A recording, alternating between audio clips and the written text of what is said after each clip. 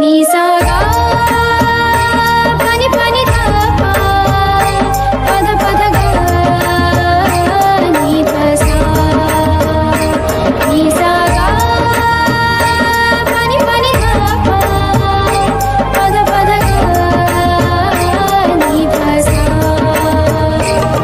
ही गाथा अस्तित्वाची शौर्याची पराक्रमाची ही गाथा अस्तित्वाची शौर्याची पराक्रमाची या मातीमधल्या कणाकणातील मौल्यवान रत्नांची या मातीमधल्या कणाकणातील मौल्यवान रत्नांची कर्तृत्व इथे गगनाला भिडे परिमोल जाणून घेऊ व्यक्तिविशेष नमस्कार, मी RJ. Nisha. Radio MPSC Guru spreading the knowledge powered by Spectrum अकॅडमीमध्ये तुम्हा सर्वांचे मनापासून स्वागत करते. विद्यार्थी मित्रांनो, आपण व्यक्तिविशेष हे सत्र नेहमी ऐकत असतो.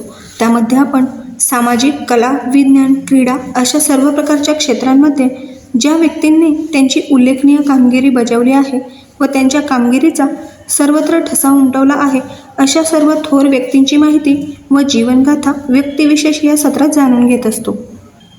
चला तर मग आज आपण जाणून घेऊया अशाच एका थोर आणि महान व्यक्तीची जीवनगाथा, ज्यांचे नाव आहे मदर तेरेसा. विद्यार्थी मित्रांनो, मदर तेरेसा यांचे नाव 26 ऑगस्ट 1990 रोजी जन्माला आले. त्यांचे वडील एक व्यापारी होते. ते एक धर्माभिमानी ख्रिश्चन देखील होते, जे नियमितपणे त्यांच्या घराजवळील चर्चमध्ये जात होते आणि ते येशूचे अनुयायी होते. 1919मध्ये त्यांच्या वडिलांचे निधन झाल्यानंतर मदर तेरेसा यांचे संगोपन त्यांच्या आईने केले. वडील गेल्यानंतर मदर तेरेसा यांच्या कुटुंबाला आर्थिक अडचणींचा सामना करावा लागला. दुसरीकडे त्यांच्या आईने त्यांच्यामध्ये लहानपणापासूनच अन्न वाटून घेण्याची सवय लावली होती. जे मिळेल ते सर्वांसोबत वाटून खा असा सल्ला त्यांची आई देत असे. त्या व्यक्ती कोण आहेत? संवेदनशील मनाच्या मदर तेरेसा आपल्या आईला विचारतील, आपण कोणासोबत वाटून खावे? मग त्यांची आई समजावून सांगायची की काही वेळा हे आमचे नातेवाईक आहेत, तर कधी ते सर्व गरजू आहेत. त्यांच्या आईचा हा शब्द ॲग्नेसच्या नाजूक मनात आला आणि तिने तो आपल्या आयुष्यात सामील करून घेतला. याचाच परिणाम म्हणून ती नंतर मदर तेरेसा म्हणून ओळखली जाऊ लागली. ॲग्नेसने तिचे शिक्षणही पूर्ण केले. मदर तेरेसा यांचाही आवाज सुंदर होता. चर्चमध्ये ती आई आणि बहिणीसोबत येशूच्या वैभवाबद्दल गाणे म्हणायची. ती 12 वर्षाची असताना तिच्या चर्चसोबत धार्मिक प्रवासाला निघाली. त्यानंतर तिने आपला विचार बदलला आणि ख्रिस्ताला आपला तारणारा म्हणून स्वीकारले आणि तिने जगभर सुवार्ता सांगण्याचा निर्णय घेतला. 1928मध्ये वयाच्या 18व्या वर्षी ॲग्नेसचा बाप्तिस्मा झाला आणि तिने ख्रिस्ताचा स्वीकार केला. त्यानंतर ती डब्लिनला गेली आणि तिथे राहू लागली.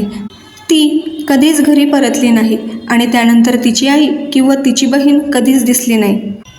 नन झाल्यानंतर तिचा पुनर्जन्म झाला आणि तिला सिस्टर मेरी तेरेसा हे नाव देण्यात आले. तिने एका स्थानिक संस्थेत ननचे प्रशिक्षण घेतले. विद्यार्थी मित्रांनो, यानंतर जाणून घेऊया मदर तेरेसा यांचे भारतात आगमन.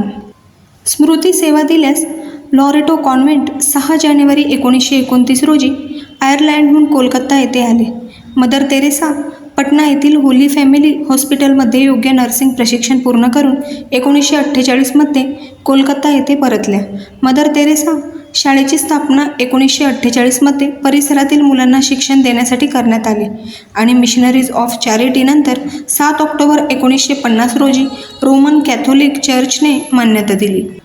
त्यापुढे मदर तेरेसा यांच्या मिशनरींनी 1996पर्यंत 125 देशात 755 निराधारांसाठी निवारे उघडले आणि सुमारे 5 लाख लोकांची भूक संपवली.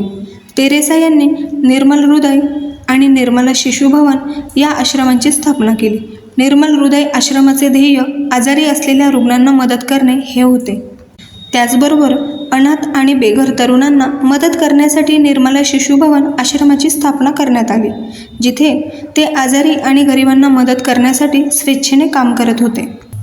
यानंतर जाणून घेऊया संपूर्ण इतिहासात धर्मादाय मिशनरी स्थापना.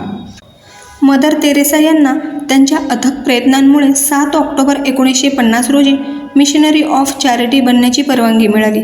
या संस्थेतील स्वयंसेवक सेंट मेरी स्कूलचे शिक्षक होते, ज्यांना संस्थेबद्दल कर्तव्याची तीव्र जाणीव होती. मुळात या सुविधेत फक्त 12 नन्स काम करत होत्या. आता 4000हून अधिक नन्स येथे काम करत आहेत. या संस्थेने अनाथाश्रम, नर्सिंग सुविधा आणि वृद्धाश्रम स्थापन केले. मित्रांनो, यानंतर जाणून घेऊयात मिशनरीज ऑफ चॅरिटीचे प्रमुख उद्दिष्ट. ज्यांच्याकडे वळण्यासाठी दुसरे कोणी नव्हते त्यांना मदत करणे हे होते. मदर तेरेसा आणि त्यांचा गट स्वतः अशा रुग्णांची सेवा करत असे. रुग्णांच्या जखमा स्वच्छ करणे आणि मलम लावणे. अशा वेळी कलकत्त्यात प्लेग आणि कुष्ठरोग विशेषतः सामान्य होते. त्या काळात कलकत्त्यातही अस्पृश्यता मोठ्या प्रमाणावर पसरली होती. असहाय्य गरिबांना समाजाने टाळले होते. या सर्व लोकांसाठी मदर तेरेसा मसीहा म्हणून उदयास आल्या होत्या. नग्नावस्थेतील गरीब भुकेल्या लोकांना ती खाऊ घालायची.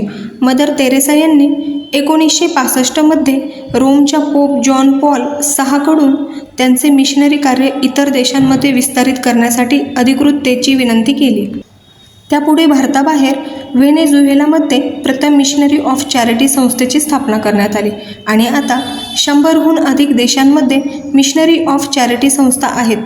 मदर तेरेसा यांचे कार्य कोणापासून लपलेले नव्हते. भारतातील सर्व प्रमुख अधिकाऱ्यांनी तिच्या निस्वार्थीपणावर बारकाईने लक्ष ठेवले आणि सर्वात तिचे कौतुक केले. मदर तेरेसा यांचे वाद. मदर तेरेसा यांचे जीवन आणि कार्य त्यांना प्रचंड मान्यता असूनही वादग्रस्त ठरले आहे. जिथे यश मिळेल तिथे मतभेद असतील असे सांगितले आहे. मदर तेरेसा यांच्या दयाळूपणा आणि प्रेमाच्या निस्वार्थ देणगीचाही लोकांनी चुकीचा अर्थ लावला आणि त्यांना धर्मांतर करण्याच्या उद्देशाने भारतातील लोकांची सेवा केल्याचा आरोप केला. काही लोक त्यांना ख्रिश्चन धर्मोपदेशक म्हणून समजत होते. एक चांगली व्यक्ती म्हणून नाही, तर सर्वात महत्त्वाचे म्हणजे मदर तेरेसा आपल्या कामावर लक्ष केंद्रित करण्यासाठी इतरांच्या बोलण्याकडे दुर्लक्ष करून केवळ आपल्या श्रमांवर लक्ष केंद्रित करत असत. यापुढे जाणून घेऊया मदर तेरेसा यांचा मृत्यू. अनेक वर्षांपासून मदर तेरेसा यांना हृदय आणि मूत्रपिंडाच्या आजारांनी ग्रासले होते. 1983मध्ये जेव्हा ते रोममध्ये पोप जॉन पॉल यांना भेटले तेव्हा त्यांना पहिला हृदयविकाराचा झटका आला. त्यानंतर 1989मध्ये दुसरा हृदयविकाराचा झटका आला. त्यांच्या भयंकर स्थितीमुळे त्यांनी काम करणे सुरूच ठेवले आणि मिशनरीच्या सर्व कार्यात त्या सहभागी झाल्या.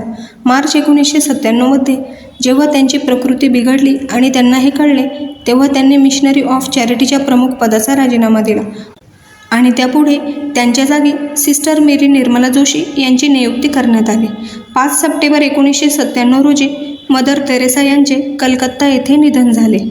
विद्यार्थी मित्रांनो, नुकताच आपण मदर तेरेसा यांचा जीवनप्रवास जाणून घेतला आहे आणि मला खात्री आहे की ही माहिती तुम्हाला सर्वांना नक्कीच आवडली असेल.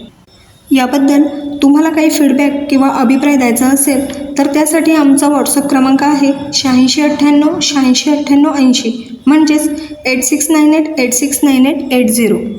मित्रांनो, तसेच तुम्ही ऑडिओ किंवा मेसेज स्वरूपातही तुमचे फीडबॅक आम्हाला पाठवू शकता. आणि याचबरोबर तुम्ही Spotify music app, radio public, अँकर FM आणि गुगल पॉडकास्ट यावर देखील व्यक्तिविशेष हे सत्र ऐकू शकता.